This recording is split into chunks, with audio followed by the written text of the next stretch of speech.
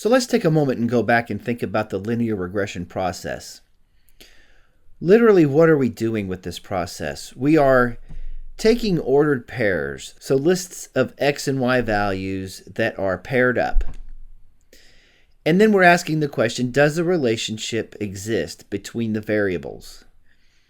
And if it does, then how strong is the relationship? And we answer that question using the correlation coefficient, or the R value. Remember, R ranges between -1 and 1. And as R gets closer to +1, we have a stronger positive relationship. As R gets closer to -1, we have a stronger negative relationship. And as R gets closer to 0, the relationship weakens. And then that answers also the next question. What is the direction of the relationship? If we have a negative relationship, then as x increases, we would expect y to decrease. Or as x decreases, we would expect y to increase. If we have a positive relationship, we expect them to increase and decrease together.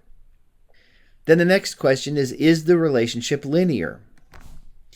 And we would judge that by looking at a scatter plot and a plot of the residuals against the x values, so the residuals on x. If not, can we construct a linear relationship with a log y or log x and log y ordered pairs? Now, once we do construct this relationship, and let's suppose that we have a linear relationship, why would we even do this? We would do this because we could get predicted values of y using some linear transformation of the x values.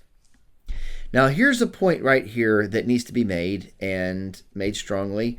Y hat has this notation because it represents predicted values.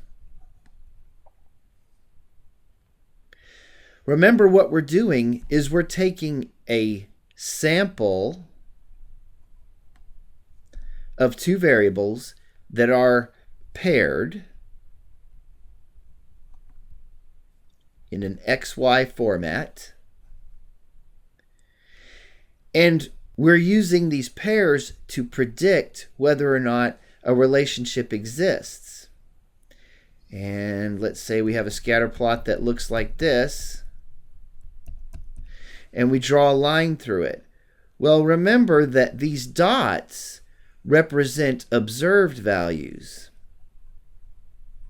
So those are the values that existed out in the real world that ended up as XY pairs, where these values that are on the line represent predicted values.